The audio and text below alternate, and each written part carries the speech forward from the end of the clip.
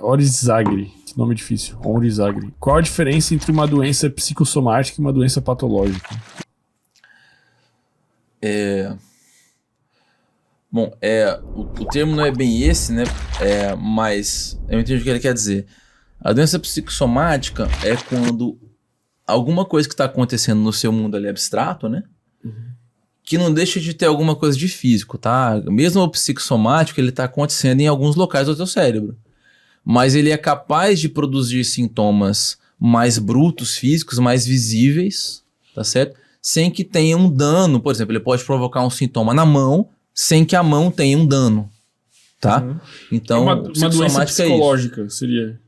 É um psicológico que... Soma é corpo. Ah, tá. Então, psicossomático é uma coisa causada pelos... psicológica que virou corpo, vamos falar assim, né? Então, do abstrato ficou mais concreto. Então, psicossomática, você tem um sintoma e aí nada naquela região do sintoma está alterado do ponto de vista físico mais visível. Então, eu não mexo minha mão, mas não é porque minha mão tem um problema, não é porque tem uma alteração no meu exame da mão. Tá tudo certo aqui, mas de repente eu tenho algum tipo de trauma que eu não consigo manifestar de outra maneira, e aí ele vai ser manifesto pelo meu inconsciente, não deixando eu mexer minha mão, entendeu? Isso é mais fácil de tratar fisicamente ou psicologicamente? Isso é muito difícil de tratar. Mas qual é o melhor caminho? Porque normalmente o uma tratamento assim psicológico ajuda? Talvez não. Isso aqui seria mais... sempre físico. Só se você fizesse isso daqui para a parte psicológica, né? Entendi. Mas você vai fugir um pouco dos tratamentos mais brutos, tá certo? Você vai procurar mais o tratamento. Mas assim, a gente tenta simplificar para responder a pergunta, mas, por exemplo, várias doenças têm um aspecto associado psicossomático. Se você está com dor, você pode ter uma lesão no tecido que está provocando a dor, e você pode também ter um aspecto de depressão que torna aquela dor pior. Então, o cérebro ele é organizado, mas esse trânsito de informação entre o que é mais psicológico e o que é mais físico, ele é muito livre, né? Então, se você se sente mal, o seu cérebro produz substâncias que podem interferir, por exemplo, no seu sistema imunológico, deixar a sua defesa mais fraca e você ter uma infecção, tá? Ou então você pode pegar ali um herpes que está dormente, né? Tá quiescente no seu corpo, e aí você ficou chateado uma época, terminou o namoro, aí o herpes aparece, o vírus estava ali, ele se reativa. Então essa divisão entre o psico e o soma, né, o psicológico e o físico, ela existe para nos organizar, mas tem hora em que ela não é muito nítida, entendeu? Tem coisa que é muito clara, mas tem coisa que não é, tem coisa que é tudo... Por exemplo, quem tem epilepsia crônica grave, muitas crises convulsivas, toma um monte de remédio, não melhora, tem impacto na vida, enfim. Quase todo mundo com epilepsia crônica de difícil tratamento tem as crises verdadeiras, em que o cérebro disparou eletricidade, contraiu tudo, desmaiou, e outras que são falsas, são pseudocrises, em que a pessoa às vezes faz os mesmos movimentos, e não é que ela tá te enganando, ela não faz de propósito. Ela tem um sofrimento psicológico por tudo que ela tá passando, e aquilo se traduz de forma inconsciente como uma crise, como se fosse uma crise convulsiva. Só que se você fizer o eletroencefalograma, que é o exame que vê se a eletricidade está disparada, que é o que acontece na crise convulsiva, naquela hora não está acontecendo. Mas é uma pessoa que tem epilepsia, que tem crises verdadeiras, mas misturadas com as verdadeiras, ela tem as falsas, as pseudocrises. Caralho, isso é muito louco. Né? Então, percebe a complexidade, né?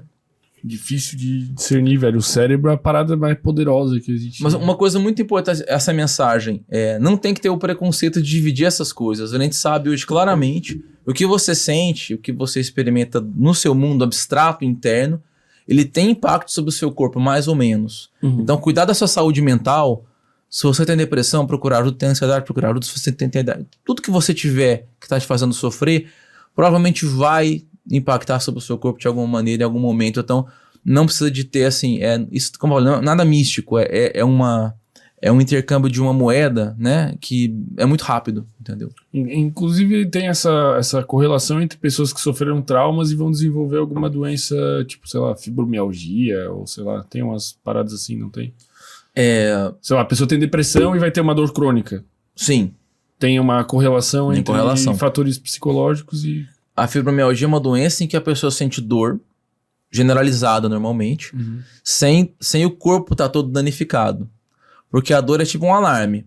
Passou de um ponto, toca o alarme, né? Eu comecei a apertar o seu dedo, no começo não dói, se eu apertar muito começa a doer. Tem um limiar, tem tipo, igual radar de trânsito, passou acima de 60, dispara. A dor é assim. Na fibromialgia, é como se esse radar tivesse jogado para baixo. Então é uma dor absolutamente real, você sente do mesmo jeito, só que para você sentir o estímulo é muito mais baixo. É como se o seu alarme tivesse disparado. Em vez do seu alarme tocar só porque quebraram o vidro da sua casa, ele tá tocando porque pousou uma mosquinha no vidro. Só que é o mesmo alarme, e para quem sofre, é muito angustiante, porque ninguém acredita, porque ninguém tá vendo lesão. O próprio médico, se não souber, ele fala muita besteira, e a pessoa tá sofrendo igualzinho, entendeu? Entendi. Então e tem que tratar, tem como melhorar esse alarme com atividade física, psicoterapia, remédio, e entender o que é. Olha que interessante, em fibromialgia foi feito um estudo, só da pessoa saber o que é a doença, isso que eu expliquei agora, é um alarme disparado, tá? É de verdade sua dor, tem que ser respeitada, não tem um dano que aparece no exame, mas você tá com dor de verdade. Só de explicar isso, o grupo de pacientes que teve a explicação contra o que não teve, o restante do tratamento foi idêntico. O grupo que teve a explicação ficou melhor do que o que não teve. Só de receber a explicação. Entendeu? Por quê? Porque você fica menos ansioso, para de se perguntar se você é doido, se essa dor é de verdade. Você já entendeu que ela é de verdade, você já entendeu que... Né? Então, entender a doença já começa a te dar controle sobre ela. Talvez seja o primeiro passo do efeito placebo. Entender o que você tem, é como se já você começasse a melhorar um pouquinho. Claro que não basta, tá? Mas isso é muito louco, porque é como se o que a gente fala, o que a gente pensa, os fatores externos aqui, eles interferissem na gente num nível biológico. Tipo, tu faz uma psicoterapia e ela tá mexendo na minha química cerebral, de certa forma. Isso é bizarro. Não, isso é provado. Sim, mas isso não deixa de ser bizarro. Em fibromialgia, você tem um padrão de algumas regiões cerebrais mais ativadas e outras menos, né, que em quem tem fibromialgia. E aí, se você faz psicoterapia por 8 semanas, por exemplo, tu já fez isso, e você vai lá e tira de novo essa imagem cerebral dessas pessoas, o cérebro mudou fisicamente. Isso é muito louco, pô. Você aumentou, às vezes, a densidade de neurônio numa região e tirou da outra, você aumentou a atividade que reduz a atividade ali, por causa da intervenção da psicoterapia, entendeu? Antigamente, a gente achava que o cérebro era muito mais estanque, agora a gente sabe que ele é muito dinâmico. E quem sabe, no futuro, você tem uma capacidade de ler o que está acontecendo lá dentro muito maior e muito mais rápido, e aí você vai ver esses mecanismos psicossomáticos com muito mais clareza. Isso é bem provável. Intervenções melhores, talvez. Mas o seu tratamento que você faz, assim como o remédio muda o seu cérebro, o tratamento psicoterápico também muda. E aí que... Aí eu virei um hipócrita agora de falar. Bom, agora E você falou do seu diagnóstico que muda. Isso não é o principal. O diagnóstico orienta a gente. Se você tem um diagnóstico, um rótulo, você tem um bloco de coisas já pensadas que funcionam para aquele rótulo. Uhum. Então, do ponto de vista prático, para o médico, para o terapeuta, é muito bom. Mas você pode... Você é uma pessoa, você não é isso, né?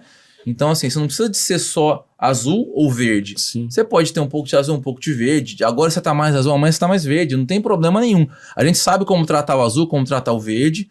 E a gente sabe combinar as duas coisas para tratar, enquanto a gente não sabe o que você é. A gente... Não importa o seu, a gente sabe o que você é, que você tá aqui, mas não importa se você tem esse nome ou tem aquele nome, entendeu? Tipo, tu tem um comportamento disfuncional, tem que resolver. Não importa o nome, né? É isso Até aí.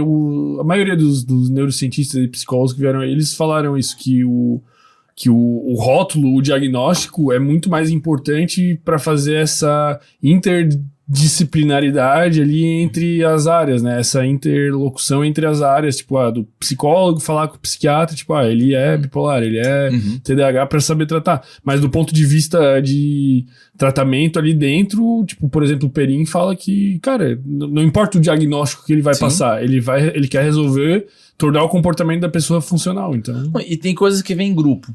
Então, se você tem alguém que tem uma doença X, é comum na doença X ter, vamos supor, 4 sintomas. Eu identifiquei em você um desses 4. Se eu parar por um momento para pensar, será que você tem a doença X? Eu vou procurar ativamente os outros 3. Eles podem estar mais escondidos, eles podem não aparecer tão rápido. Então, saber os rótulos ajuda nesse sentido também.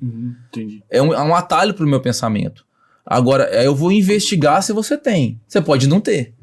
E aí, não é esse rótulo mais. Eu pesquisei, ele só tem um dos 4, não é esse rótulo. Mas eu identificando esse aqui, eu procuro, entendeu? Então, é legal, você tem que ter essa ferramenta como profissional de saúde. Mas daí é você, como pessoa, ter que se enquadrar num rótulo só, besteira, né? Não se incomode se você daqui a 6 meses fala, não tem TDAH. Tá, tudo bem. Era alguma outra coisa que se manifestava de modo parecido, tô sendo tratado, tô melhorando, é isso que conta. Gostou desse corte? Deixa o like, inscreva-se no canal, tamo junto.